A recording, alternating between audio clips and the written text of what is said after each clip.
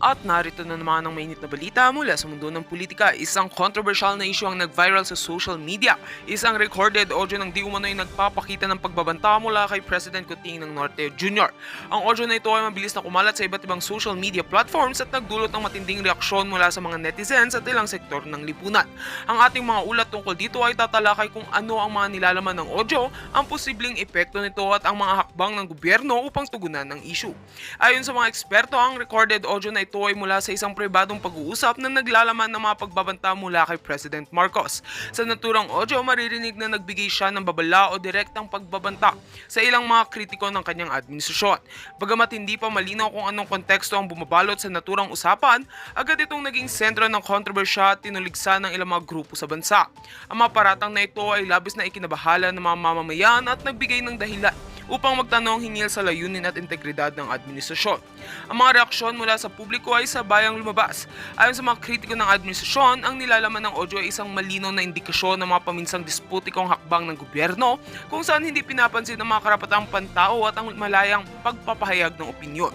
Tinutulan nila ang mga hakbang na naglalayong maghasik ng takot sa mga hindi sang-ayon sa mga pulisiya ng administrasyon. Marami rin ang nagtanong kung paano nakarating sa publiko ang naturang recorded conversation na tinuturing ng iba bilang isang uri ng leaked o pagbukas ng pribadong usapan.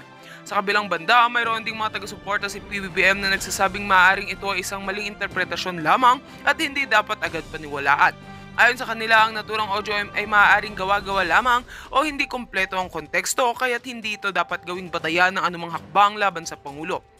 Ang mga pro-administrasyon ay naniniwala ng isyung ito ay isang taktika upang sirain ang imahe ng Pangulo at kanyang mga proyekto para sa bansa lalo na sa mga panahon ng halalan. Samantala, ang Malacanang ay nagsasagawa na ng mga hakbang upang linawin ang isyung ito. Ayon sa isang pahayag mula sa opisina ng Pangulo, magsasagawa sila ng investigasyon hinggil sa pagpapalabas ng naturing audio at tiyaking mapapanagot ang sinuwang sangkot sa pag-leak ng private conversation. Binanggit din nila na walang kasinungalingan sa mga pulisiya ng gobyerno at ang kanilang administrasyon ay laging nakatutok sa kapakanan ng nakararami. Nagpaabot din sila ng paumanhin sa anumang hindi pagkakaunawaan na maaaring dulot ng naturang issue. At yan nga ang mga balitang ating pagkakatutukan at kung bago ka pa lamang sa aking channel ay huwag kakalimutang mag-like, share and subscribe para updated ka sa aming mga bagong balita dito sa Tatak Pinas.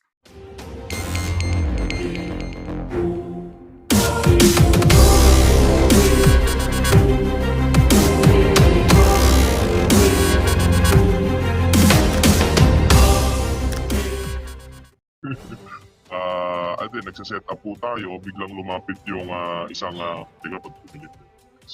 Isang pulis, no? At nagpakilala siya. Itong pulis na to actually, nakilala na po natin to kasi lagi po siyang nakabantay doon sa footbridge, no? Parang nag-observe po ano yung mga ginagawa natin every week. So every Friday yan, nakikita natin. At ang claim nga niya, follower daw po daw po siya, sabi niya gano'n. Okay.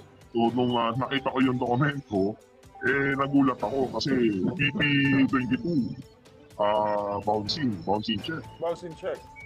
Opo, gaya ng sinabi ko nga kanina, 47 years old po ako. Wag na lang 47 years of my life. Sabihin na lang natin na 27 years of my life na lang. Sa loob ng 27 years, ang gamit ko po ay personal check.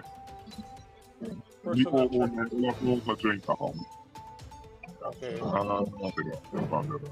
Wala po akong ka-joint account. So, hindi ko maintindihan bakit ayon doon sa warrant of arrest, dalawa yung pangalan lumabas, dalawang perasong cheque, at ang warrant of arrest is dated August 2024. Ang unang reaksyon ko nga bakit ngayon nyo to sinaserve? Bakit hindi nung August? Bakit hindi nung September, October, November, or November? Bakit ngayong December? Yun po. Ang unang sumagi sa utak ko that very moment, unang bulalas ko nga harassment. Tapos biglang sumagi sa utak ko. Ako hindi kaya dahil nag-post ako ng picture na kasama ko si VP Inday Sara Duterte, sa aking personal account. Kaya nangyari po. Yun lang yung talaga nakikita kong trigger eh. Teka muna, Nelson, gusto namin malaman, may na-issue ka bang cheque na tumalbog in the first place? For 27 years, wala akong maalalang may tumawag sa aking bangko. Kasi po ma'am, di ba, pag nag-issue tayo ng cheque, kailangan natin pondohan yan. Pag walang pondo yung account natin, at dumating yung due date, puputok yan, tatawag sa atin yung bangko at sasabihan tayo na kailangan pondohan yan within 3 days. At dun sa 3 araw na yan, meron tayong makukuhang penalty for not honoring the check, di ba? Merong penalty tapos para may interest pa ata kung di ako nagkakamalo. Pero sa buong buhay ko na gumagamit ako ng cheque, wala pang akong na-encounter na ganong insidente. At plus the fact na kagaya niyan, na nakwento ko rin sa mga kasamahan natin kanina, na meron akong car loan. Kaya nyo ma'am, meron kayong car loan, ako meron akong car loan. Oo. Binabayaran ako 2 buwan. Magandang credit standing ko sa bangko. Meron din akong cash loan, ba't ako merong cash loan? Eh kasi po yung anak ko, pinanganak po na may butas sa puso. At kinakailangan ko rin na manghiram ng pera para maoperahan yung anak ko. Pinabayaran natin yan. Magandang credit standing natin sa mga bangko. Kaya hindi ko po maintindihan kung bakit of all the cases, okay na lang BT22, no? Nagkaroon ako ng kasong BT22. Yun po. So, ibig mong sabihin, ito muna, nung pinakitaan ka ng warrant of arrest, tama? Opo. Tapos sinabi sa'yo na tinanong ka ba kung ikaw ba si Nelson? In-identify mo ba yung sarili mo? Ikaw ba yung nakalagay sa warrant of arrest? Tama ba yung mga address na nakalagay doon? Tama po ba? Binerify po nila, binigay ko po yung ID ko, pares naman yung pangalan, pero yung address na nakasulat sa dokumento, wala po akong maalalang ganong address eh. Napuntahan man, nabisita, worse, natirhan o na naging opisina. Okay, so talagang bogus, kumbaga, yung address. At this very moment, talagang yun po ang claim ko dahil wala po talaga akong maalala. Pati Kasi pangalan, hindi ko po maalala. yung co-accused na nakalagay doon sa papel, hindi mo rin kakilala. Bogus po. So, Bogus po. yung sinasabi Kasi pag maalala ko agad yan kung kagaya yan. Kung kaibigan po natin, di ba, mabanggit lang, maalala agad natin. Pero kahit anong recall ko, wala akong maalala ganung pangalan eh. Yeah, hindi ba bago ka sa Pilipinas, kahit naman dito, bago ka arestuin, papadalan ka muna ng summon, di ba? Wala ka natanggap sa address mo. Wala po tayong natanggap o hindi tayo nabigyan ng pagkakataon para tumugon sa ating complainant. Kung sino man yung complainant na yan. Okay. So talagang mali yung address, wala kang maalala at never, hindi lang sa walang maalala, never ever ka nag-issue ng cheque na tumalbog to that certain complainant. Which is hindi mo pa alam kasi people of the Philippines versus you and the other person, right? All my life po, ang gamit ko po personal check. Wala po ka-joint account. Hindi joint. Kasi ang sabi nila, ka-joint mo yung co-accuse mo, tama?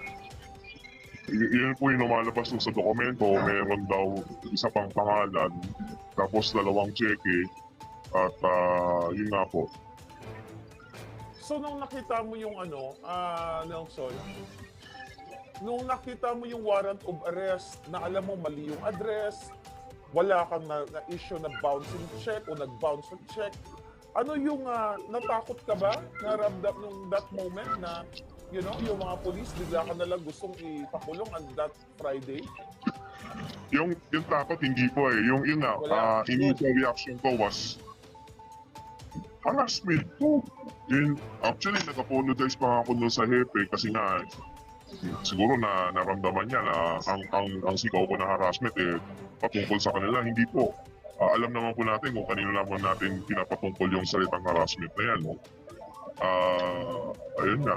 And then natawa na lang ako, napatawa na lang ako kasi alam naman natin, no, ang gawin ng Administrasyon. administrasyon nito. Kasi No. ginawa din nila sa akin yan Nelson. Alam mo Opo, naman ang siguro gawin yan, nila. ginawa nila yan sa akin na nag-fake ng address at after the fact na andito ako sa Amerika, may warrant of arrest ako dyan, hindi lang isa at marami pa. Pero kumusta naman yung trato sa iyo ng mga kapulisan during that day, that Friday? From day one to kanina, they're very professional po. Thank Okay. God, they're very professional, they're very courteous, they're very respectful, and they're very kind.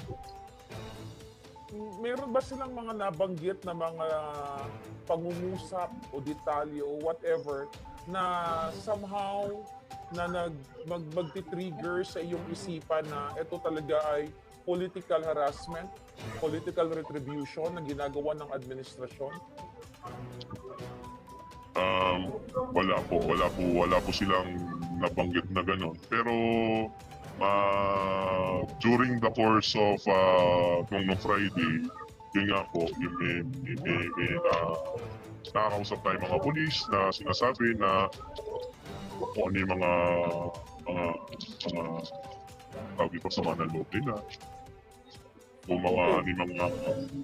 feeling nila parang yung mga grievances nila sa panahon ito, unlike noon, malaki talaga pagkakaiba. Hindi na lang po tayo magbabanggit ng kung sino. Pangalan, yeah. O baka madisgrasya din gaya natin. Oo. Pero at least good to know na may mga pulis natin, alam naman natin na ginagawa lang nila yung trabaho nila. Wala silang magawa dahil may dokumento na gawa-gawa. At masasabi talaga natin, this is a fabricated crime against you dahil ikaw ay walang sawa na nagbibigay ng iyong boses dyan sa EDSA. So ano yung, sa tingin, ano yung naging epekto? First time mo ba makapasok sa kulungan? Ma'am, pwede pong paulit. Medyo maingay yung background. Sorry po. First time mo bang madampot ng ganitong klase at makulong, di ba? Ano yung pakiramdam sa loob? Ano yung naging impact sa iyo personally? Again, wag na lang po 47 years. 27 years of my life. Ginagawa po natin ang lahat para maging isang huwarang mamamayan, no? Law-abiding citizen. At ang talagang reaction talaga natin is frustrations, no? Kasi parang lumalabas, parang they're trying to make an example out of me, no, sa mga kasamaan natin dito sa EDSA, no, na kapag ikaw ay vlogger and then may binitawan kang or hindi ka align sa administrasyong ito, may kalalagyan ka. Yun exactly ang ginagawa sa atin lahat. Nelson, sa pangyayaring ito, ikaw ba ay papatuloy pa rin? Papatuloy pa rin sa iyong pakikibaka, pagbibigay ng sentimiento sa EDSA sa kabila ng harassment, panggigipit sa iyo nitong definitely ng gobyerno ni Marcos Jr.? Opo. Tuloy po ang laban. Good. May mga alam natin diyan mga EDSA Friday group natin. May mga kaibigan ka ba na nagpahatid sa iyo ng concern na sino-sino yung mga nagpakita na tulong sa iyo so far sa atin? Opo. Yeah. Nung nabanggit nga sa akin kanina na habang nasa istasyon tayo, nung napanood po tayo na inaaresto dito sa may EDSA Shrine, may isa pong OFW po na nagpadala agad ng tulong. Inalam kung magkano yung piyansa, pinadala agad. No, maraming salamat po sa inyo, no, sa mga follower nyo, follower ng iba't ibang vlogger na kasama natin dito sa EDSA Shrine. At syempre, yung pamilya natin, no, yung EDSA Friday Group, no. Ngayon napatunayan natin na through thick and thin, no? Yeah, magkasama tayo. Meron tayong pamilyang maasahan, no? Itong mga vlogger, no, na hindi tayo pinabayaan, especially kay Sir JM, no? Kay Sir Ah, Jan, From day one up until now, nakaalalay, kaagapay kasama natin sa ating sitwasyon. At talagang gratitude, no? Nagpapasalamat talaga tayo, taos-pusong nagpapasalamat sa mga kasama at kapamilya natin. So Nelson, alam na mga kababayan, malinaw na yung ginawa kay Nelson ay pananakot, paggigipit at paglabag ng karapatang pantao. At pagtanim ng kaso nga, paggawa-gawa ng kanyang mga peking address, ito ay labag sa batas. Ano na ang next na gagawin mo? Gagawin natin? Dahil hindi ikaw, kumbaga wala ko na i-check eh. Mali yung address. Actually, pwede mong balikan. Pwede nating balikan yung gumawa ng peking address. Hindi man ako abogado, pero meron kang karapatan bilang Pilipino, bilang mamamayan, na mag-file ng case or whatever man. You know, na pwedeng balikan ito at singilin din yung mga taong nasa likod dito. Ano ang plano, Nelson? First off, kailangan ko po ng abogado. Okay. So, meron naman tayo dyan. Meron naman tayong tutulong sa'yo. Meron yan. Nag-contact tayo. Maraming salamat po kung sa gusto pong tumulong sa atin, sa ating situation. And then we'll just run through the proper course of law. Hindi naman po natin pwedeng i-bypass po yan o sumalungat kung ano po dapat natin gawin. Kasi the fact Siyempre, na... susunod po tayo sa ating abogado. Oo. Kasi yung pagkukulong pa lang sa'yo, alam mo dito sa Amerika, no, pag mistaken identity, fabricated crime, alam ko applicable dito sa Pilipinas. Pwede mo talagang singilin ang gumawa nito. Bayaran ang oras, araw, dyan na detine ka sa kulungan na hindi naman dapat, ang emotional stress at kung ano-ano pa mga danyos ang pwedeng ibato sa kanila, ibalik sa kanila. But definitely, nandito tayo, nandito ko na mag-aalalay dito sa iyo at talagang hindi natin susukuan itong laban na ito. So, ano yung mga natutunan mo habang ikaw by the way, gusto ko munang tanungin, ano yung kumusta yung pagkain doon sa loob? Hindi ka ba natakot kumain doon? Baka magurgur ka? Buti na tanong yan, no? Actually, nag-iingat po tayo at maraming salamat dun sa mga nag-PM sa atin, na follower natin na mag-ingat, o uminom dyan, o kumain dyan. And thank you very much kay Princess Maui, Yes. no? Mula sa unang araw hanggang sa kaninang agahan, tanghalian, no? Kahit nasaan man siya naroroon ngayon, patuloy ang kanyang padala ng pagkain. Maraming salamat kay Princess Maui, no? Ay talagang isang tunay na kapatid at hindi tayo pinabayaan, no? Kahit nasa malayo siya, tuloy pa rin ang tulong. At syempre itong si EFG Patrol number 4 saka si EFG Patrol number 5. Yung mga patrol natin. Opo. That's Hindi rin po tayo pinabayaan from day one, no? Every day na nakaalalay, no? Nandiyan yung support, nandiyan yung alam natin na talagang pamilya po natin, no? Ngayon ko masasabi na tama po ang ating pinaglalaban, tama po ang grupo o na ating sinamahan, no? Dahil nandito po tayo, kasama po natin ay pamilya. Alam mo, Hindi tayo nilalaglag at hindi tayo pinababayaan. Alam mo Nelson, sa mga ganitong klaseng pangyayari, no, na like nangyari sa iyo, dapat na yung Commission on Human Rights nakaano sa iyo 'di ba? Nasa likod mo. Kasi illegal na pag-aresto, gawa-gawa kaso.